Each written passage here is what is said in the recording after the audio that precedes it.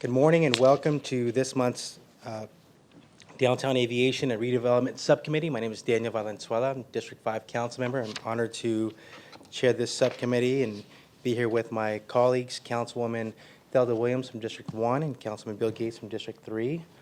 Thank you for joining us all. And excuse me, but I don't have in front of me the actual, thank you. The meeting, the way we began this particular subcommittee, and we've always done it this way, is the call to the public. The call to the public, it's a reminder that the public has the first word and the last word, because we will end with the call to the public also. We also have an opportunity for people to speak up on any item that we are discussing today by filling out a card. And for this first call to the public, do we have any? No cards. The next item is the approval of the meeting minutes. Move approval. Second? We have a motion and a second. All in favor say aye. Aye. Motion carries. We do have a consent agenda. I'd move approval. Second? Okay. We have a motion and a second to approve the consent agenda. All in favor say aye. Aye. Motion carries. Thank you so much. And we are ready for item 5 here. The FAA flight path update.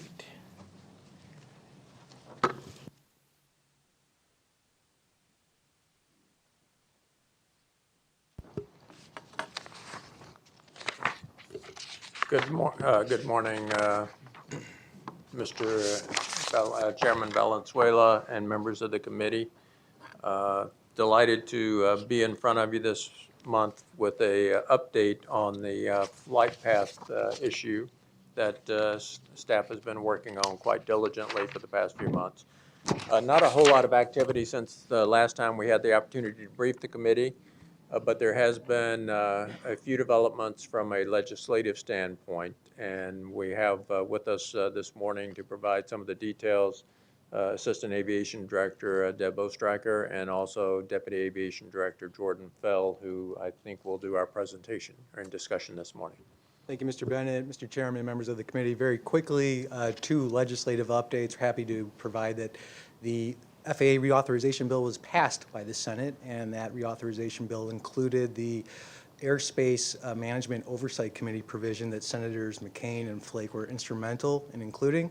And we would also like to share that the Quiet Skies Caucus, which is led by Representative Gallego, was successful in introducing a bill that would provide for public health impacts from next-gen implementation, and specifically includes a health impact review for the city of Phoenix. So these are great reports to provide today.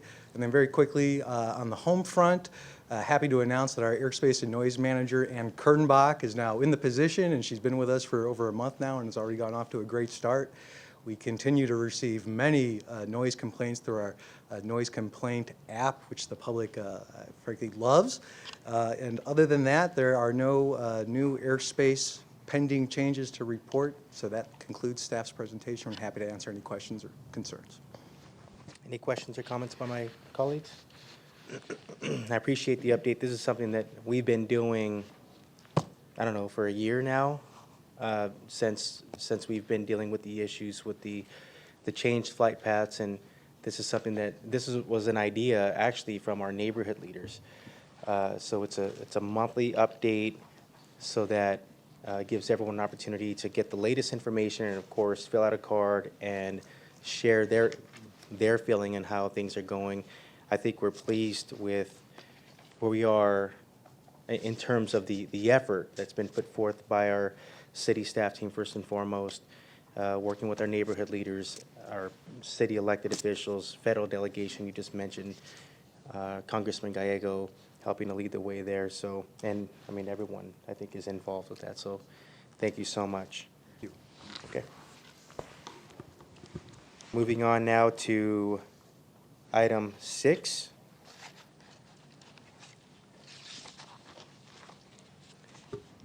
And Mr. Chairman and members of the committee, we're delighted to be in front of you this morning to make a recommendation concerning our airport volunteer management and guest services contracts. Many of you had the opportunity, in fact, to participate in Volunteer Appreciation Week a few weeks ago and work with some of our navigators. And some of the contracts that we're going to be discussing this morning are very part and parcel to that program. And once again, I have Deb Oestreicher, Assistant Aviation Director, and then Julie Rodriguez, our Deputy Aviation Director, who will be making the presentation on our recommendations. Thank you. Chairman Valenzuela, members of the subcommittee, the Aviation Department has worked with the Finance Department on a request for proposals for 2 contracts, one for aviation volunteer management and one for guest services for Phoenix Sky Harbor International Airport. We have more than 400 navigator volunteers at Sky Harbor working at least 1 4-hour shift per week, and all of you understand what it takes to put on a navigator jacket and be a volunteer at Sky Harbor. You've participated out on the floor, and you've participated in the appreciation events for our navigators, so we appreciate that. The volunteer management contractor conducts shift briefings for navigators every 4 hours. They answer questions from navigators who are out on the floor and need something looked up on the computer, for example. They handle volunteer training, they track their hours, they create and monitor the volunteer schedules. The guest services contractor hires and supervises the paid ambassadors. The paid ambassadors work the information counters, like those in baggage claim, which double as ground transportation counters. They direct customers to any number of providers. They explain the differences between the ground transportation providers. They answer questions about pre-check and global entry enrollment. The centers are in Terminal 4, Level 1 baggage claim. And they provide driving directions for customers. These positions require a level of expertise that someone who volunteers 4 hours a week in various positions around the airport might not have. They work early morning and late night and weekend hours when it's difficult to get a volunteer. Paid ambassadors also handle the mailback program. So when a passenger gets to security and finds that they have an item that they can't bring through security, they have the option of going to the information counter and mailing it home. That ambassador takes responsibility for that item and gets it back to the customer, mails it back to the customer. They are liable for the property, and it's something that we can't really expect from a volunteer. The guest services contractor also hires and supervises the aviation administration front desk receptionist, and ambassadors also work in international arrivals. These are bilingual employees who assist customers in using the automated passport control kiosks as they enter the country, and they help keep the lines moving in international arrivals. An RFP was issued in December. Companies could submit for one or both contracts. 3 offers were received by the City of Phoenix Finance Procurement in March of 2016, this year, and all 3 companies submitted proposals for both categories.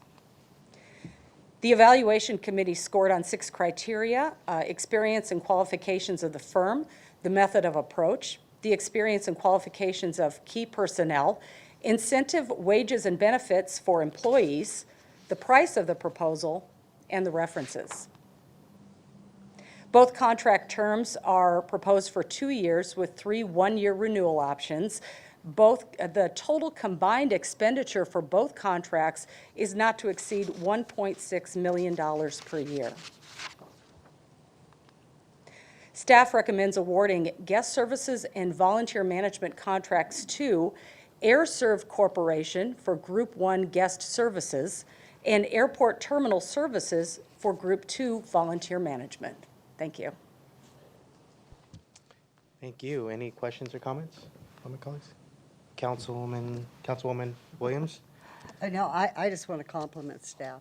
I have heard so many positive comments from people coming through the airport about volunteers and how it makes their life so much easier and pleasant in what can be a very strenuous, stress-filled journey, that they're always there, always with a smile and with good information. So I appreciate spending the extra dollars to make sure that we stay the friendly airport that we are and provide those services. So I'm very supportive.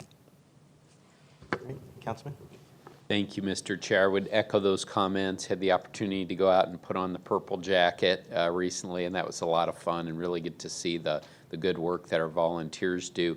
Have you calculated the value of the volunteer hours that we receive from the navigators?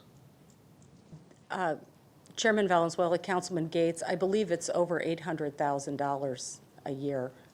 I'm going to defer to Misty Cisneros Contreras, who is with us. Is that correct, or? Yeah, it's approximately 80,000. Oh, 80,000, excuse me, that's what I 80,000 wanted to hours. confirm, yeah. 80,000 hours a year. 80,000 hours. Hours a year multiplied by the hourly wage that they would receive. That's fantastic. Yeah, I'll be supportive of this item. Thank you very much. Absolutely. Did you have something more? Oh, yeah, sure. I want to move approval of staff's recommendation for both contracts. Second? Okay, we have a motion and a second. I echo all of the statements. I also had the opportunity to put on a purple jacket, and by coincidence, the gentleman that was showing me around was doing the navigator job as a volunteer for 8 or 9 years, and happens to be a District 5 resident. And it was just great representation of the district and, of course, our city. So I am absolutely supportive of all that you do. So we have a motion and a second. All in favor, say aye. Aye. Motion passes. Thank you so much. Moving on to item number 7, Terminal 4 Retail Revenue Contract Solicitation Phase 1 Award Recommendation. Mr. Chairman and members of the committee, we're pleased to make a recommendation to the council today concerning Phase 1 of the Terminal 4 retail concession contracts. You may recall that a little over a year ago, that the city council authorized staff to issue a single revenue contract solicitation with 2 separate contracting phases for new retail opportunities at Terminal 4. And what we will present to you this morning is a recommendation for Phase 1 of that 2-phase process that the council approved last year. With us this morning, we have Assistant Aviation Director Christine Smith, and then we also have Paula Kuchars, who runs our retail program, and also, if I may, just recognize the fact that a few weeks ago, Ms. Kuchars received the Airport Retail Manager of the Year Award from the Airport Council International North America. So she was recognized by her peers in the industry as the best for last year. So congratulations to her. And I'll ask Ms. Smith to start the presentation. Good morning, Chairman Valenzuela and council members. Today is actually a very exciting day for us. We have been working on this program for a long time. The last time we were before council was in the spring of 2015, and we are here today to present our results. As you know, our retail program is very important to our customer experience, and through efforts such as Paula's as well as our whole team, they've done everything they can to continue our reputation and continue to improve and enhance the services that our customers experience.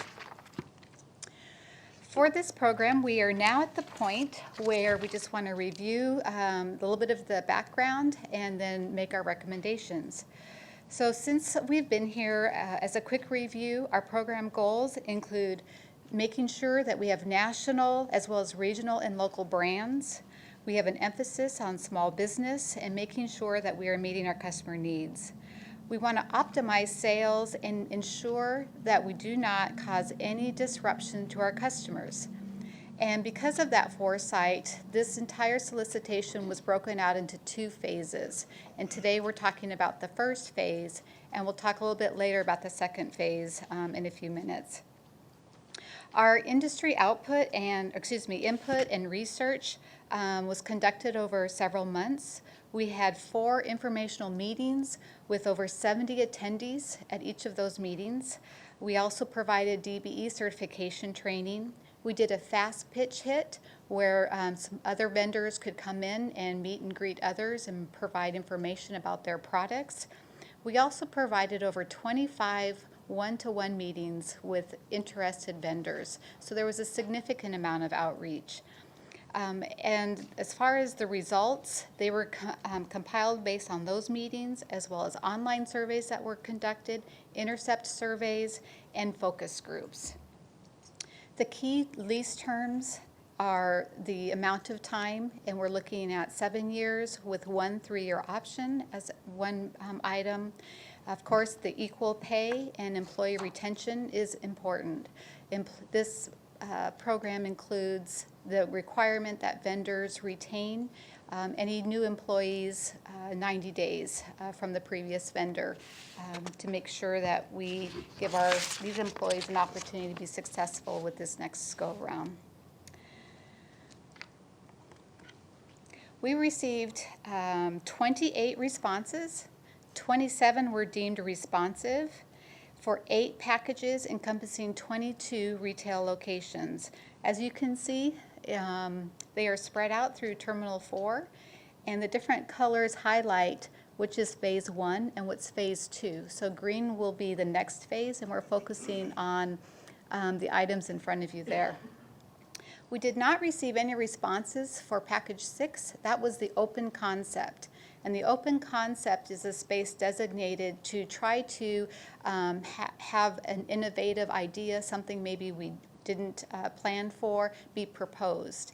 Since we did not get a proposal, we are adding it into Phase 2. And we will also be having another business outreach meeting to, again, refresh everybody who's involved with the process on the requirements, as well as hopefully get more interest in the concept space. We had a 5-panel member brought together to review the proposals. These were conducted over 5 days in January. And with that, they've made recommendations to the aviation director, and we now will have Paula present our final recommendations.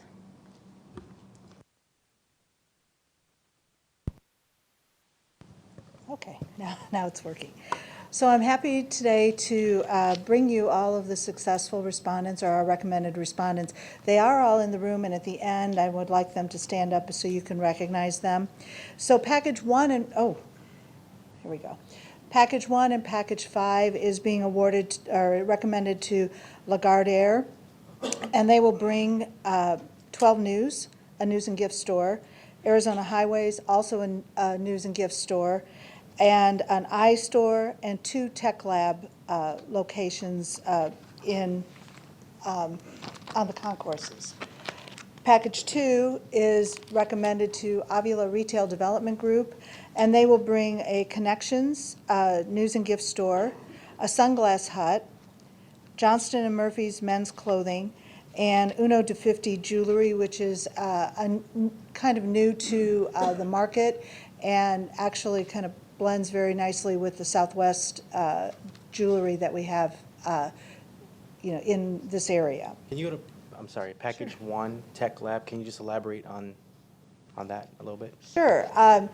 The iStore and the Tech Lab are in the same package, and the Tech Lab will have all the accessories for high tech, your earbuds and your batteries and things like that. Especially on the concourse, these are wall units, and that's the one thing that our customers seem to request very highly, because if you travel a lot, you always forget something techie. And so the iStore will be in the main lobby. The Tech Store will be on 2 concourses. And Package 3 is HG Phoenix Retailers. It's the Hudson Group.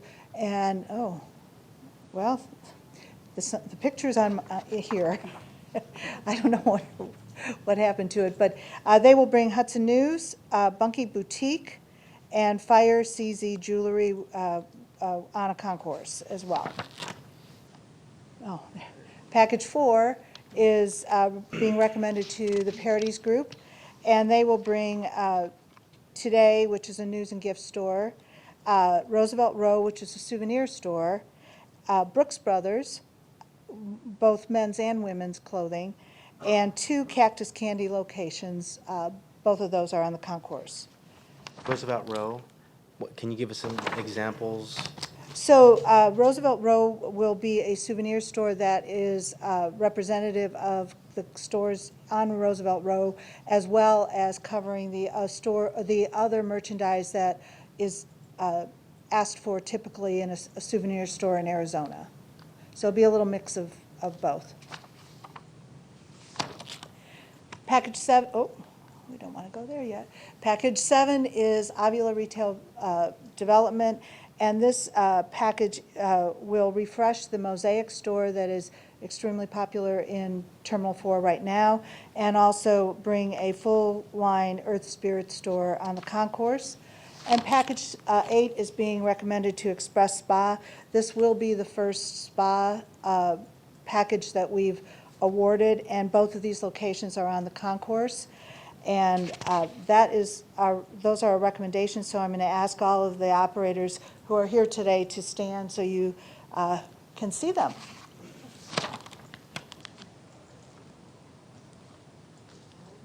Yeah. They're all over the room. Thank you.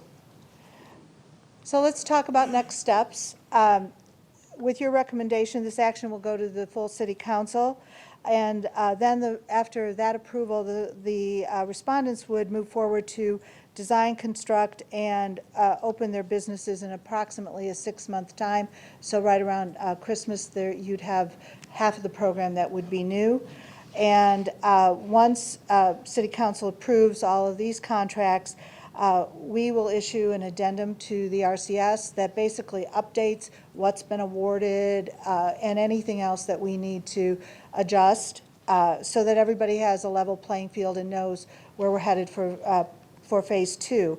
And prior to the submission date, we will do 2 meetings. One will be another business information meeting, and of course, we will do another pre-response meeting as part of the process. And that should take place the responses are probably due in the fall, winter timeframe, so we'll be working on those on Phase 2 over the Christmas time. Yeah, Merry Christmas to us. And then we wanted to remind everyone that the transparency policy is in effect for all Phase 1 and Phase 2 until all the contracts are awarded. So with that, staff is recommending the awarding of 7 packages of Phase 1 to be approved by the City Council, and they are listed as you see. Thank you so much. If it's okay with my colleagues, we do have a couple of cards. Can we, that's a great board, but can we ask to? Thank you. We just wanted to give you No, I appreciate that. Our speakers will speak at the mic here. We want to be sure that. So our first speaker is Debbie Lopez. Okay, great. Ms. Joya Clark, you'll have a couple of speaking cards. Please come on over to the mic. Thank you, Chairman and subcommittee members. My name is Joya Kaiser Clark. My company is Casa Unlimited Retail. We've been operating here at Sky Harbor for almost 30 years, and I'd like to first thank you. We're very excited about Package 8. We are the joint venture partner with Express Spa, and we are very excited to be able to bring the first spas to Sky Harbor. That's a very exciting opportunity for us. On a separate matter, as owner-operators on our own, we currently operate 5 units of various sizes, small, medium, and large retail volume and size operations. And I'm just looking for clarity today on the point allocation for the experience tab. In the summary sheet that was awarded, or that was available after Phase 1 was recommended, one of the comments we got was there was concern about our ability to operate a store larger than what we currently operate now. So we're really just looking for clarity on the intent of that and how to position ourselves as we move forward and prepare for Phase 2, and certainly are looking for the next life cycle of us as a business. That information is really key on where we go from here. So that just that clarity on if the intent is full point allocation is like for like size, square footage, and volume, or if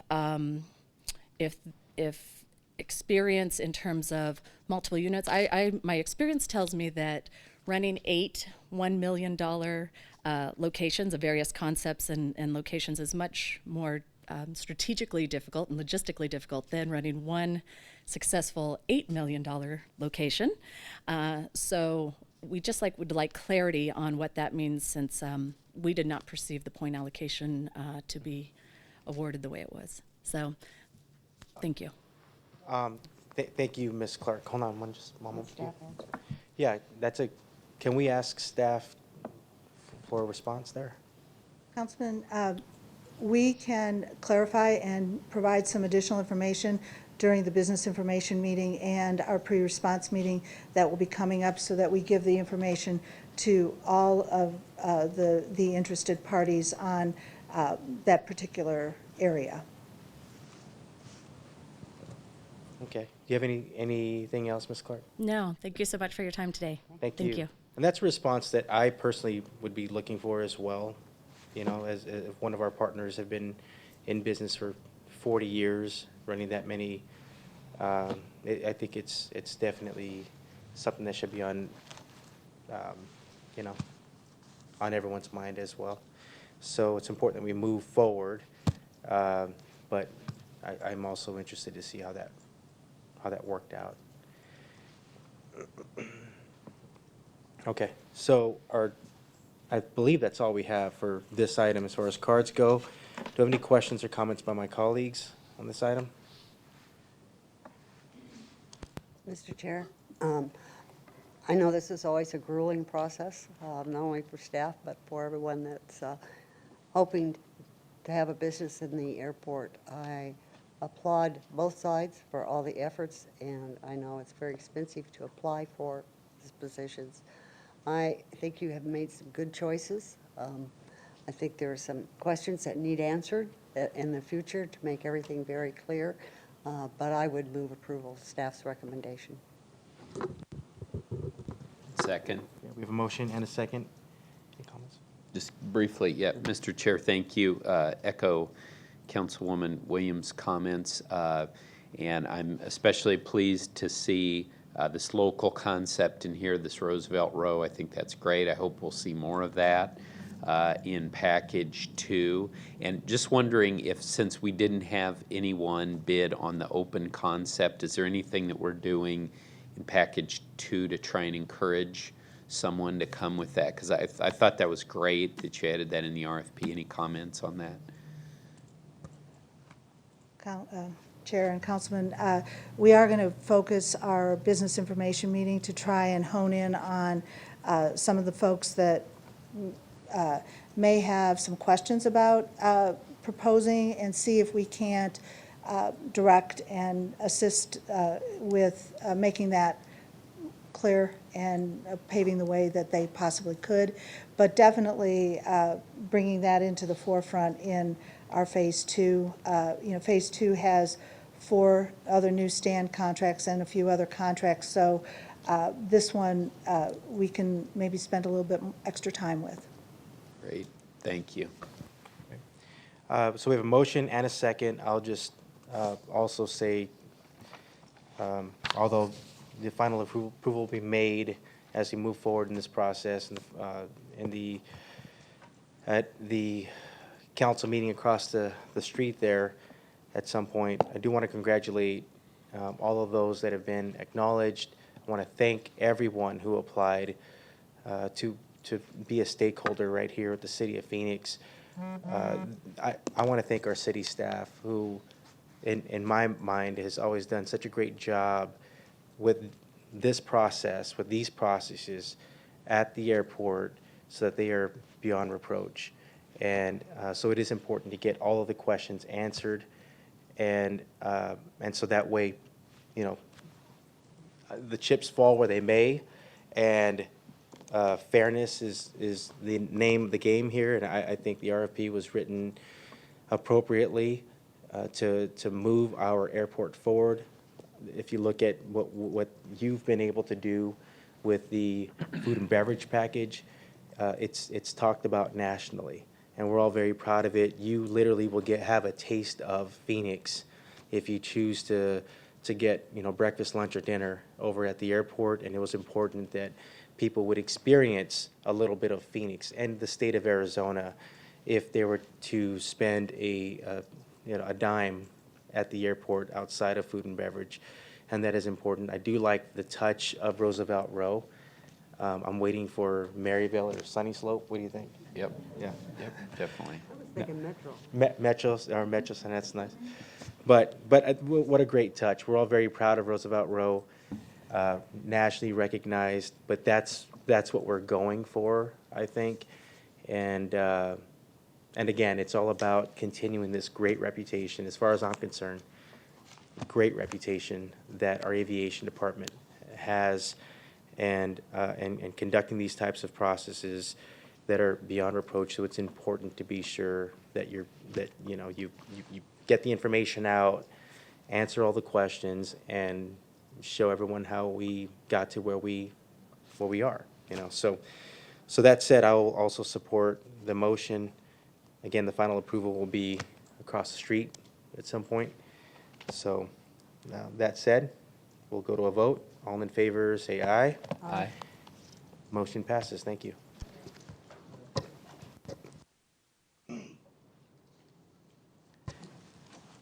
I don't know, we're gonna let Jim off? He doesn't have one item? Thank you, Jim. Agenda item 8, Block 23 Development Update. This is for information and discussion. Mr. Chairman, members of the subcommittee, in an eon long ago in the 1980s when I was in graduate school, I actually got to shadow a city executive around for one credit in a summer. And so I did that with a deputy city manager by the name of Ray Bladine, who was at the time negotiating with the federal government, the Barron Collier Corporation, about a very large land trade that ultimately, as Chris Mackey will tell you here in a moment, created a wonderful Central City Park that we have at Steel Indian School Park. And we moved a couple of blocks of city property that we owned into private ownership. And nearly every year since that time, we have been working towards trying to see high quality development happen. And that has occurred, took a little bit of time, has occurred on half the site. We're here to talk about the last piece of that vision from the late 80s, early 90s with Block 23. And so we're excited to talk about what we prospectively see coming. And I'll turn it over to Chris and the team from Red Development to talk about this. Thank you. Good morning, Chairman and council members. First, I'd like to introduce the group that's here with me. Jeff Malaznik with Red Development, Jason Morris with Withy Morris, and Barry Shanahan also with Red Development. And we're here today to talk with you about a very exciting project, and that is the development of Block 23. As you look at Block 23, just kind of to orient you, it is bounded on the north by Washington, on the south by Jefferson, on the east by 2nd Street, and on the west by 1st Street. It's about 133,000 square feet all totaled. As Mr. Blue said, it has gone in and out of city ownership over the years. In the 30s, it was a city park and plaza. In the 50s, it was back in private development. It was Fox Theater and a J.C. Penney's. In the 70s, it was back in city ownership. It was a transit facility and an office building. In the 2000s, it was back in private ownership, and it was an office building and a parking lot. And as we fast forward to today, it is solely used as a parking lot. So a completely underutilized site here in downtown. The site is under control of the Barron Collier's company, and it is bound by 2 development agreements. And it is kind of an interesting past, so I'll elaborate just a little bit. In 1991, the federal government wanted some land in Florida. The Barron Collier's company had some land that they wanted in Florida, and the federal government owned land at Central and Indian School. There was a land swap that was done with the Barron Collier's company and the federal government that swapped the property. So now Barron Colliers had Central and Indian School. The federal government had the land in Florida.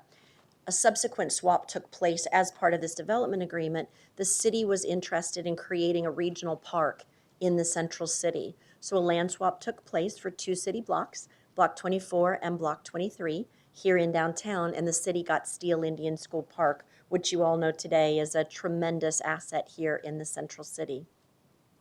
In 2000, Colliers on Block 24 did build Colliers Center. It is a retail mixed-use office tower development that you see before you today. Block 23, as it remains, is not a traditional suburban development site. It is a site, as we like to call it. It has a number of opportunities that go along with this site. This site will have prehistoric and historic findings on it when excavation does start, so that causes challenges right from the beginning. It has a parking structure underneath the ground that even I'm not brave enough to go down into and to take my car to, so that parking garage does have to be demolished. It is a site that is bound on the north and the south with multimodal transit opportunities. It does require 4-sided architecture because it does have 4 sides at the most prominent location remaining in downtown. It does allow, there are a number of other things. We know that there was a city jail that's underneath the ground. We know that there are a number of things that we will find when we go into it. I'm pretty excited about seeing what could come out of it, I gotta be honest with you. I kind of feel like Al Capone's vault, you know, when they did that on TV that Friday night. That was tons of fun. There is a bomb shelter that's underneath here as well. So in the day when they thought that the Cold War would happen, there is a bomb shelter that you could get to if you needed to. So really exciting. So the project that Red is proposing on this, and we'll talk in more detail about this shortly, is an opportunity to develop truly the most remaining prominent land site here in downtown and to create intense, dense, urban scale of development that this site truly deserves. As you can see today, it is completely underutilized. But I think one of the most important things that allows us the opportunity is to remove the food desert, not only from downtown, but the entire area surrounding all areas of downtown, and provides us a very exciting opportunity that we're going to share with you. So with that, I'd like to turn it over to Jeff Malaznik, who will give you kind of a little sneak peek and some details on this project. Jeff? Thanks, Chris, and thank you to the subcommittee, too. It was almost 10 years ago that I was in front of this subcommittee or its previous version presenting Cityscape. So at that time, we dreamed of bringing a grocery store downtown. It was something that in 2006 and 2007 we heard repeatedly from the community. We were fortunate enough to compel CVS to come downtown, and CVS has been a huge success and kind of functions as downtown's grocery store right now. Truth be told, when the ELTA convention was here, they sold out of all of their beer. So it's also downtown's liquor store. And, you know, I'd like to acknowledge you got your effort on the airport side, too. I travel a lot, as does all my colleagues at Red.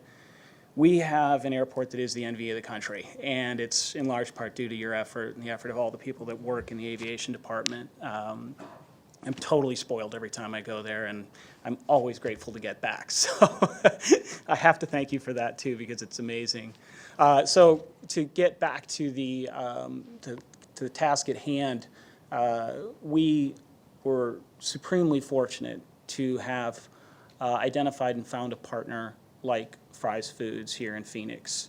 You know, this is more than just a grocery store in our mind. This is a key anchor element that will forever solidify the trajectory of downtown Phoenix and all of Phoenix. We've been operating with our foot on the gas pedal, full throttle, for the past 10 years to maintain the momentum and the success of downtown, and it's taken that because we know how important it is to have this critical element. This is not the last step of downtown's development and evolution, but it's a critical step. In other communities that have gotten the first grocery store, subsequent grocery stores have come. So for us, it is definitely not the last step, but it is a vital and critical step. As Chris mentioned, Washington Street is on the north, Jefferson Street's on the south. Washington is a one-way street. westbound, Jefferson, a one-way street eastbound. Light rail flanks both sides of this site. And then we've got First Street and Second Street on the east and the west. I'm going to kind of click through a series of slides that will layer on elements of density and use to orient you to the concept that has evolved. And I say evolved because the principal element to this concept is the Fry's Food Store. So knowing the locations of the block and the streets, you'll see that the Fry's anchors the northeast corner of the block, of the intersection of First Street and Jefferson Street. This was kind of a natural location for the grocery store to identify and pick up, and it's predominantly because of the configuration of those roadways. If you're on a bike, if you're walking, if you're riding the light rail, or you're on a bus, you have a wonderful presentation of that intersection as Jefferson Street starts to make its arc to the south around the South Hall of the Convention Center. So the grocery store found its 45,000 square foot at-grade floor plate here on this corner. What this shows is the outline of the merchandising area that's open to the public for the grocery store. What it doesn't show is the 10,000 square feet that sits below this store. That 10,000 square feet houses the bakery, the butcher, the administrative staff, all of the kitchen prep work that will transition its way vertical back up to the sales floor. So that will be concealed from the public in about, a 10,000 square foot basement underneath that store.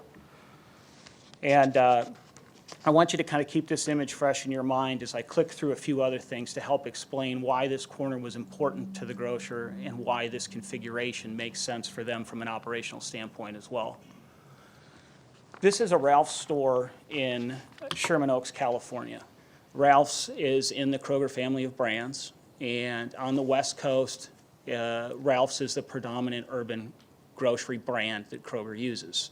On the East Coast, it's Harris Teeter, and then in the Midwest and in Denver, it's King Super.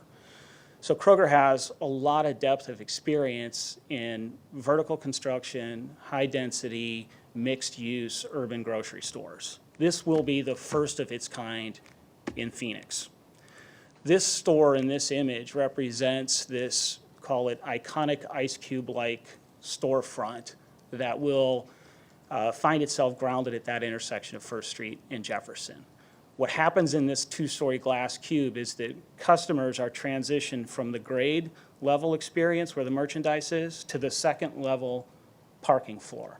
So if you drive your vehicle into the store, park your car, you'll ride in one of two fully glass enclosed elevators with your grocery cart to the merchandise floor, get your groceries, transition back up, and put your groceries in your car. So you'll never leave your grocery cart, you'll have it with you at all times, and escalators are a thing of the past, glass elevators are a thing of the future, and I think that what we are going to be the beneficiary of is a grocery store that is generations of evolution within the Kroger market.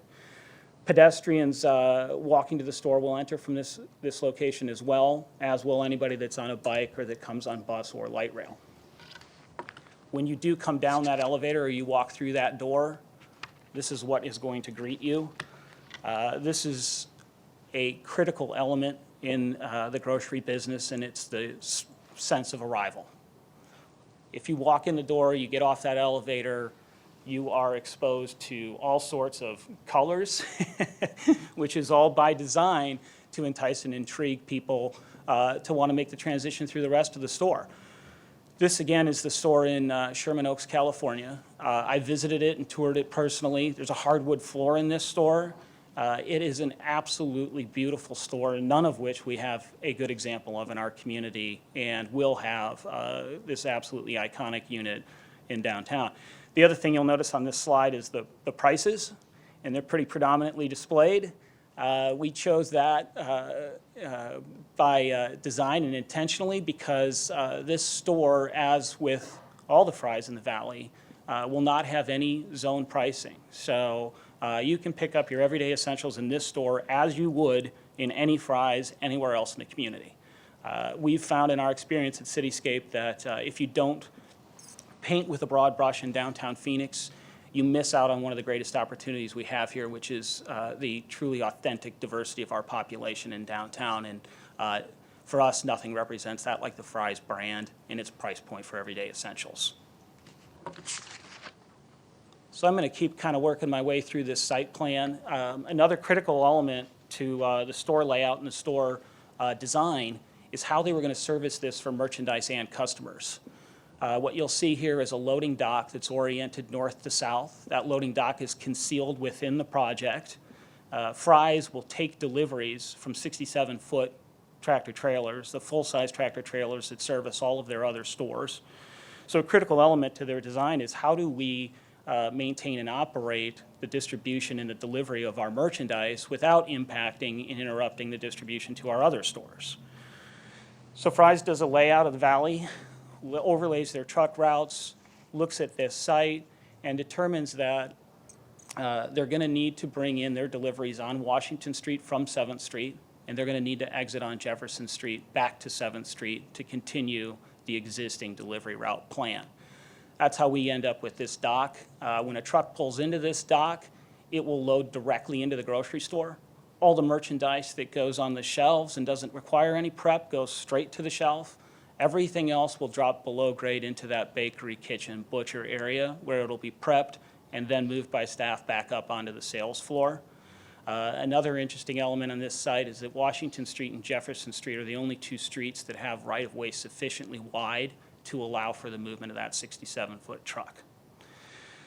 Also worth note is that grocery stores don't do anything that they can't develop some redundancy for. And that redundancy includes, two doors to let you in the store in case one breaks, 2 elevators to move you up and down in case one breaks. And here you'll see 2 ramps to allow customers to drive up and down in and out of the store. So if you come in your vehicle, you can enter and exit off of Jefferson or Washington, and that is by design to make sure that no vehicle traffic would ever be interrupted by any event in downtown or with the parking garage itself.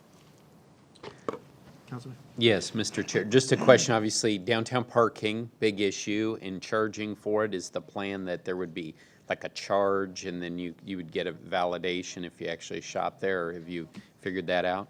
Yeah, I mean, first of all, the consumer in the retail will not pay to park. It's in your experiences, it's very difficult to compel someone to shop if they need to pay in order to even be able to shop. So it's critically important that we don't have any of those barriers on the customer to the grocery store. So we are developing a model with Fry's that will assure that their customers are able to park without paying anything to park. It's a vitally important part of the equation. As you know, in suburban grocery stores, you definitely don't pay to park when you come in there to get your gallon of milk. So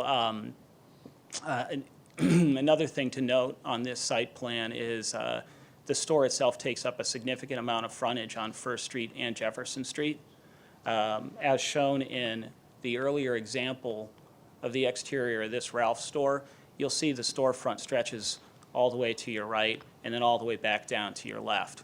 So Fry's is committed to making sure that their street front is vision glass and their merchandise is ordained in that or ornated inside that glass, and you can see what you're ultimately going to come in. So again, it's trying to entice the customer that there is something worthwhile to see, and then at the same time engage the street. We anticipate that they will use the street front for merchandising similar to what they do in other stores in suburban environments. So we're hopeful that you're going to see pumpkins out there in October and Christmas trees or whatever during the holiday season. But I think it's going to be a very beautiful store, and we're excited to have them working on the design as intently as they are. Now, if you look to the north, where Washington Street is, this slide's got some blank space on it. In addition to the back side of the grocery store, we've identified opportunities for additional street-facing retail. That retail is represented on this slide. If you kind of work your way from west to east along Washington Street, we see an opportunity for 2 to 3 additional restaurants or retail space to front all along Washington Street and then return itself south on 2nd Street. Street front activation is near and dear to our heart. It's something that we can't ever do enough of. And some of the prime examples of restaurants and the success that they have with it would be the Arrogant Butcher.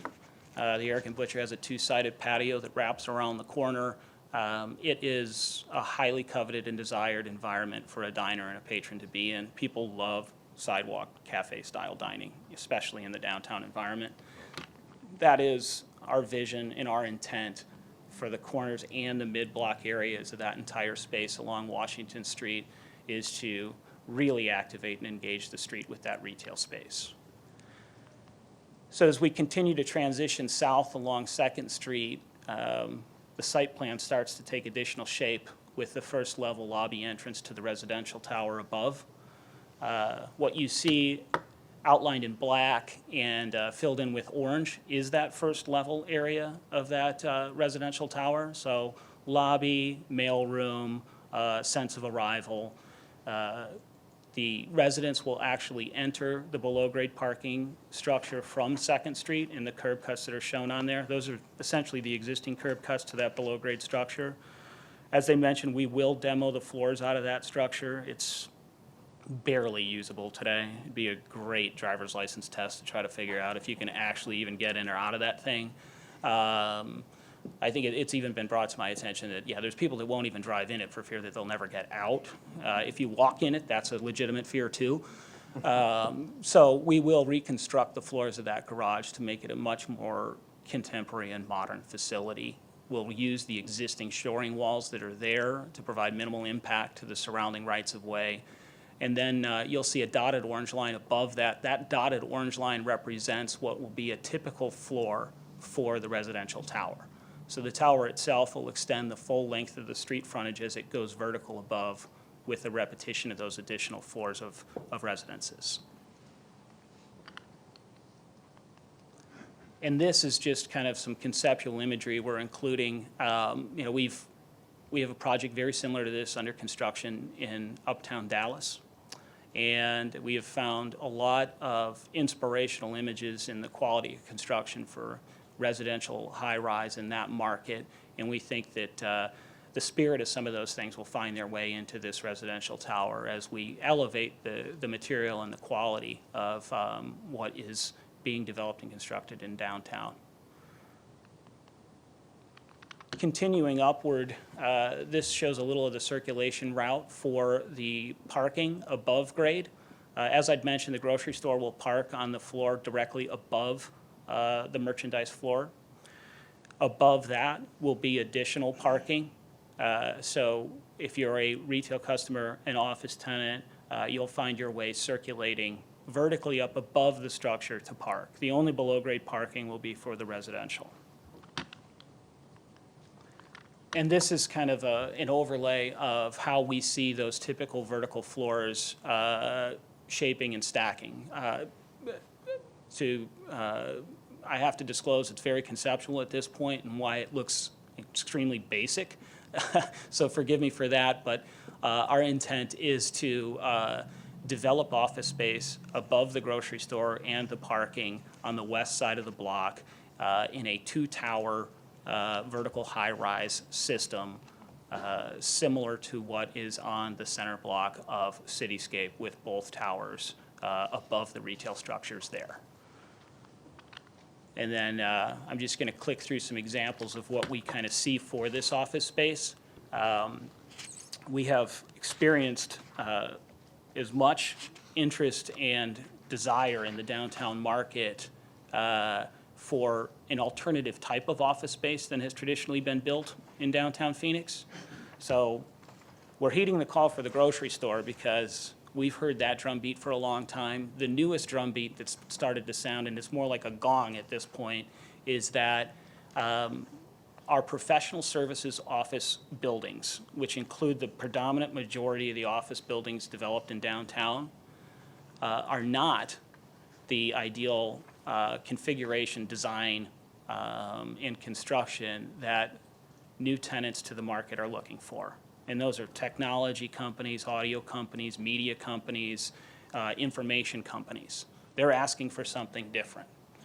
Operable windows, a larger, more open space, a more thoughtful application of sustainability than simply LEED. Show me a way that my lifestyle as a company is reflected in my office building. And so what is represented in this image and the next image is a drastic departure from what has traditionally been built in downtown. And that departure is very much intentional, because we have heard an immense desire for tenants to come to this market, and especially in downtown Phoenix, and be able to operate in space that looks like this, not space that looks like what we have. And a great deal of that interest and pressure is being felt by Christine here. And she's going to talk a little bit more specifically about that market of users and what our intent is with this space for that user group in downtown. Chairman, council members, what we did is we went and looked at our deal flow. Where are things landing? What are they looking like? And we have about a little bit more than 30% of our current prospect activity is looking for creative space. They'd prefer to be in the downtown market. They're technology-based companies, but we don't have a lot of options for them to land. And so we end up losing them to other markets with those quality jobs and those dense jobs that we're interested in bringing in this market, because we aren't able to retrofit some of the buildings that exist today to have it look like this more creative space. So this will give us an opportunity not only on the residential and grocery front, but on the new technology tenant front in bringing them into downtown as well. Thanks, Chris. So this kind of entire story, all the uses together, carrying on kind of the momentum that I think all of downtown is experiencing, really kind of brought us to what we'll call implications or conclusions for downtown Phoenix.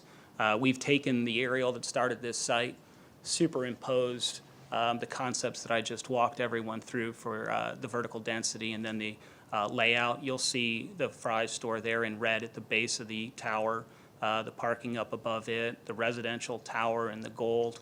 And I think that we can't overemphasize the impact that having a grocery store will have on growth and development in and around downtown. We did a market study to compare analog markets like LA and San Diego and Denver to this market, and to understand what that impact was in a tangible and statistical way. When we looked at those markets, what they showed us was that the traditional 2% growth in households in our downtown neighborhood would increase to 9% over a 10-year period of time. And that 2 to 9% translates to the difference between 3,800 households in downtown to 6,400 households in downtown. And that, again, is over that 10-year period of time. So our quest here has been to add value to what we consider to be an underutilized site today, provide a broader set of amenities to the downtown market and to Phoenix generally, respond to the demands of the existing downtown residents, office workers, and population. And we feel that the grocery store, the additional retail, the office space, the residents all do that. And of course, do what we've always intended and planned to do with Cityscape from the beginning, and that's encourage future investment in downtown in any way, shape, or form. In our mind, it makes a dramatic difference for all of the community. I live about 5 miles up the street in Phoenix, as do a lot of people in our office. We're a local company, proud to be here in downtown and doing work in our hometown and in our backyard. We fully intend to use as many and all local consultants, contractors that we can. It's not just our intent, it's our obligation that we feel back to the community. And, you know, we hope that the subcommittee realizes the long-term benefit to having a project like this and the commitment that a great company like Fry's has made to downtown. I think it's also important to note that this site is bound by a development agreement today that doesn't require the density that we're seeing today. It could develop and not provide the density that this potential project could bring forward and allow the opportunities into the central city. So this item was for information only. Our plan is to finalize staff's recommendations to this subcommittee for your next meeting. And then we would be back to see you with that on your June 1st meeting. And with that, we'd be happy to take any questions you might have. Great, thank you. We'll start with Councilwoman Williams. I'm very impressed. Are you going to plan to do this in phases, like the blue first? I'm hoping the grocery stores first, and then the residential, or is it going to all blossom at once? No, our intent, and I strongly emphasize intent, is to do it all in one phase. It'll be designed in one phase. We literally cannot open the grocery store soon enough. Fry's is so excited to be down here that we will do everything possible to get them open as soon as possible. And I say intent only because Cityscape taught us a valuable lesson on things that are outside of our control. And the financial crisis in 2008 to 2010 forced a phasing of that project that was not intended at the beginning. We do believe, though, that this plan and this scale and scope will allow us to do it as one phase regardless of the market conditions. Thank you. Councilman? Thank you, Mr. Chair. Very impressive presentation. You know, other than ASU downtown, Cityscape has done more, in my opinion, to change the face of downtown than any other project. So it only makes sense that the grocery store would be a part of your project, and I love the commercial, the innovative. I mean, that's exciting. And I wish, you know, this presentation was on more than just Channel 11, because I think people would be excited and proud by what we're seeing here. On the residential, I may have missed it, or what do you think? Is this going to be apartment or condo? What's your thinking? Or rent, yes, apartment. So, great. Okay, now I'm going to turn to the city staff. We've had some pretty great events on Block 23, so can you talk about the future of those events? Because we may have a wonderful project there, but we won't be able to have those wonderful outdoor events. What's the planning and thinking on that? Mr. Chair, Councilman Gates, we've been spending a lot of time thinking about that, and I guess I would tell you there's three immediate responses I would give to you, which is Civic Space Park, Hans Park, and Heritage and Science Park. As venues that we are currently using and having great success in the event promotion community in ways I think even 5 years ago we couldn't have imagined. That said, we're going to finish the trio of mega events this next year with the Final Four, and then the mega events kind of slow down for a little bit, and so it gives us a little bit of a breather to examine what comes next. And so we're spending a lot of time with DPI, the Downtown Phoenix Partnership, to answer the exact question you raised. I think we have a moment of respite from having to deliver big, giant events, and I think it's an issue we actually want to bring back to this subcommittee and to the city council, because we get great notoriety out of these big events. We also break our neck when we do them. And there is an element of those three site locations I described that if we produced 25 or 30 events in some of these same places producing the same outcome, in some cases those are more sustainable and reproducible as a community because they can be confined, but in no way are we suggesting that we are not going to understand how we can duplicate our experience. And so we're already looking at that right now in sites both south and north. And so a work in progress right now, and more to come back to this subcommittee, I suspect, in the fall. Thank you.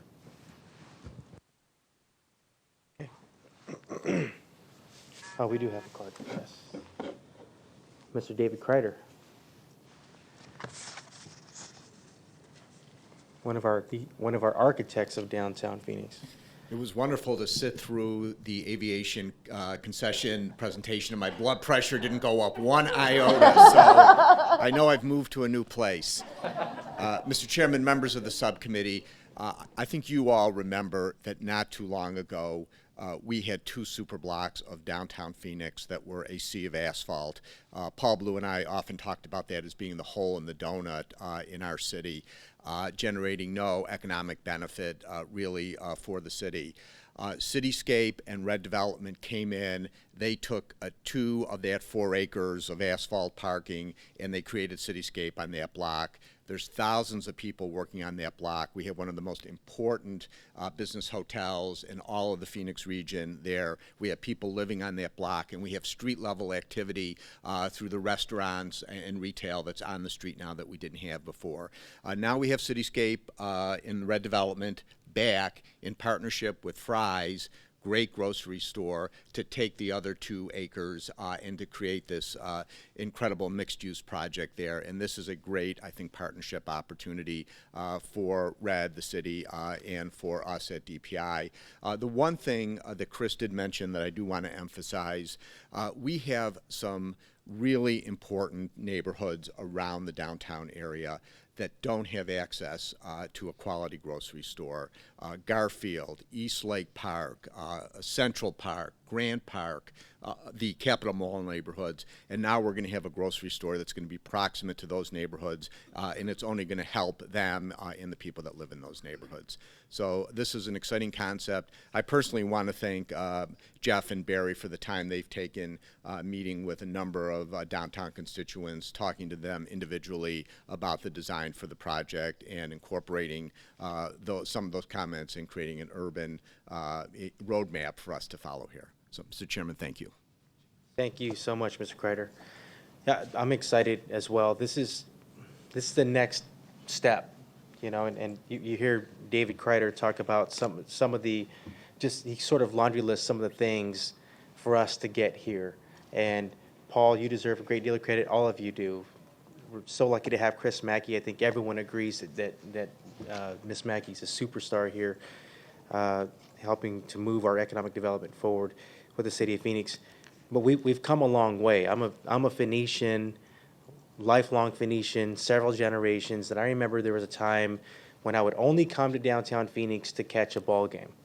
And never, when we still had the Madhouse on McDowell, right, before we had the Purple Palace for the Phoenix Suns downtown, I don't know if I ever came down to downtown Phoenix, but even when the Suns came down here, people would only come here for a ball game, Suns and D-backs, a ball game, unless you worked downtown, which most of the time it was, you know, whether you worked for a government entity, or if you worked in one of the law firms that were down here.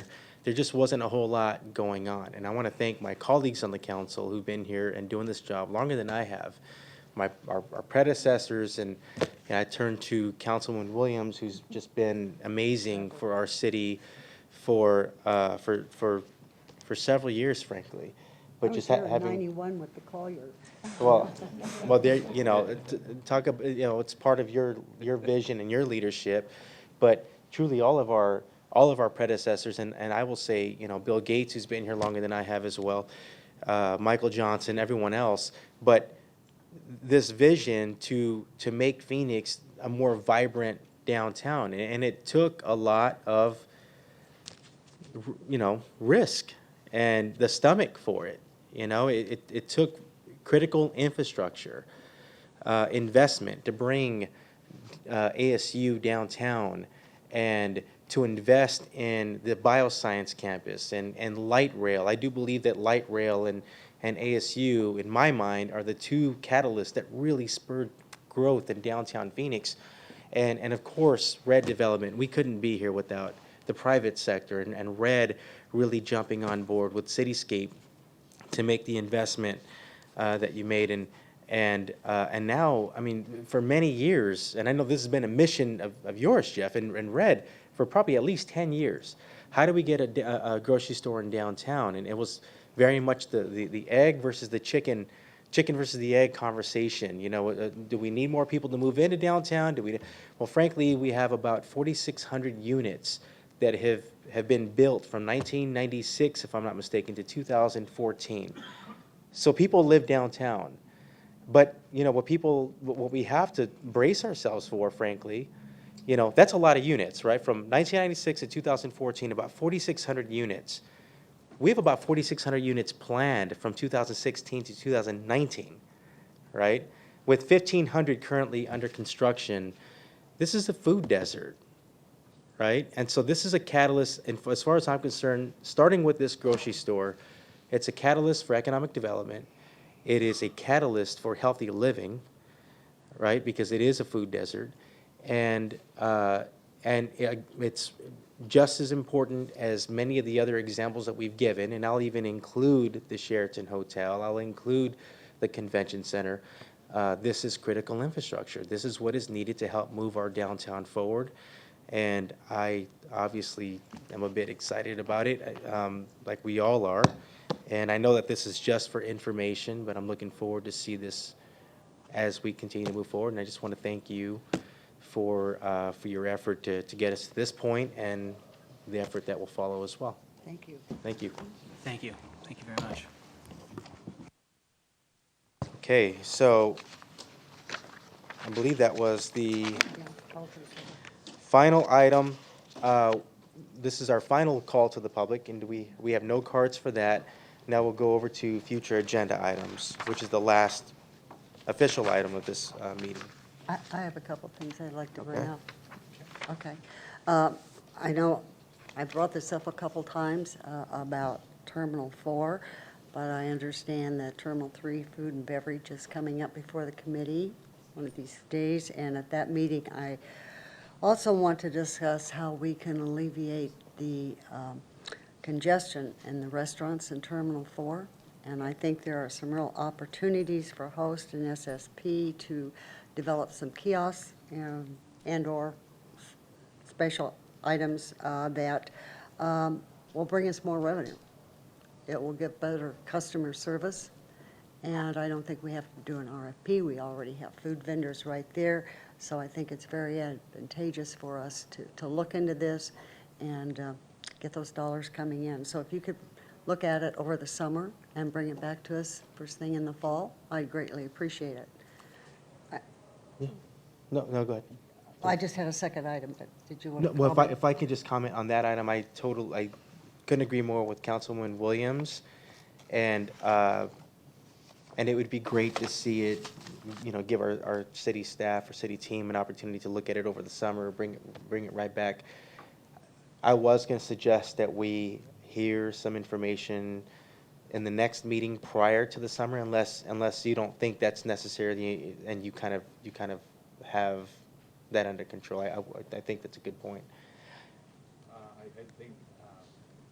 Mr. Chair, I'd like to give staff time to sort through with both their own evaluation as well as having dialogue about service concerns with the existing concessionaires to determine what the options are, and we can bring back both the observations and the possible options to address.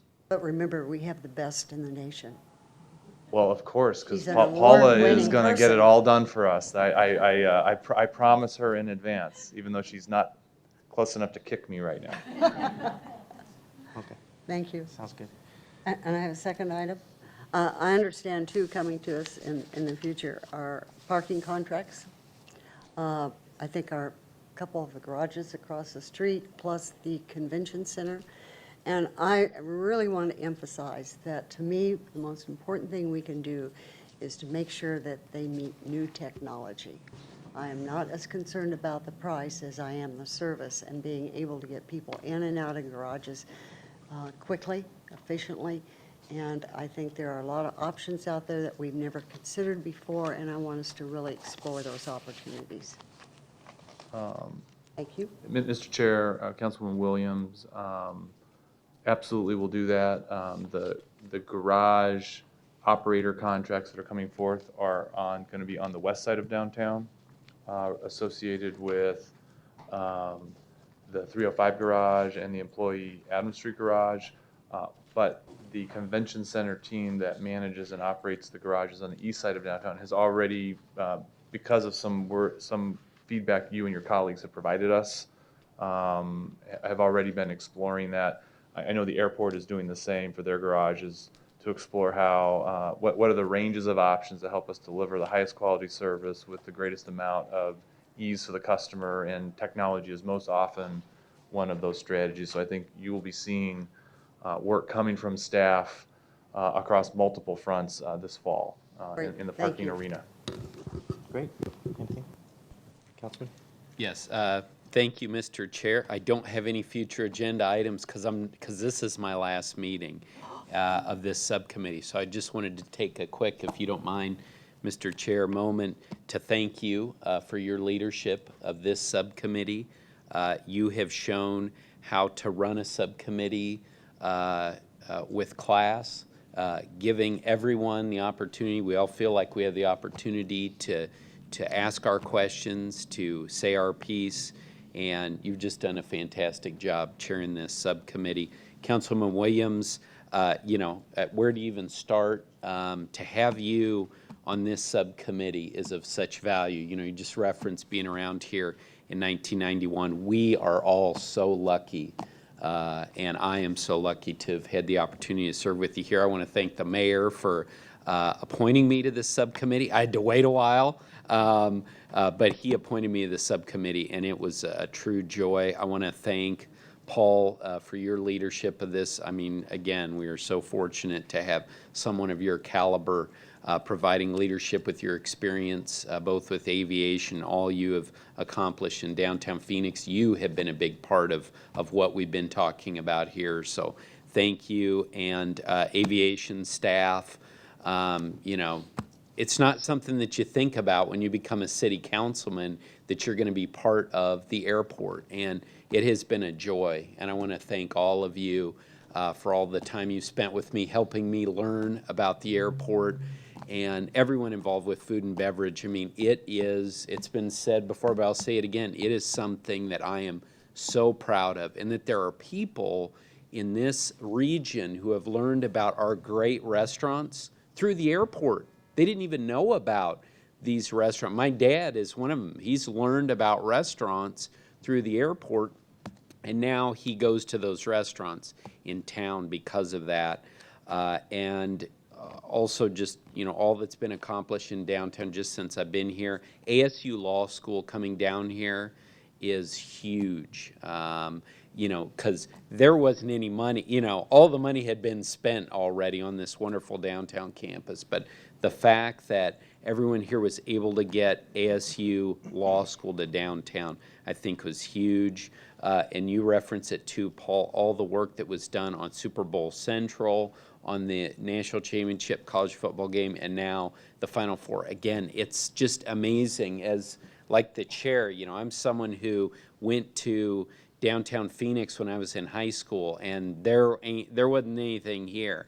And to see how vibrant you all have been able to make downtown during these mega events, I'm so proud of. But finally, all of this couldn't have come together if it wasn't for all the private investments. So to everyone, all the private sector money that has flowed here to downtown, again, I just couldn't be more proud of downtown, and can't wait to see what it's going to look like in 5, 10, and 20 years. So thank you for the opportunity to serve with all of you, and thanks for indulging me here for just a couple of moments. Fortunately, we have Councilman Gates for at least a couple more weeks, and I look forward to working with you, Councilman, in your next endeavor. I think I'm allowed to say that here in this meeting. But truly, Bill Gates is one of the finest elected officials we have in this state, and our districts neighbor one another, but this downtown is incredibly vibrant, and it has your fingerprints on it as well. So thank you for your effort. Now you're no Thelda Williams, but No, there's only one. There is only one. He's not old enough, come on. thanks, Bill. All right, this meeting is adjourned.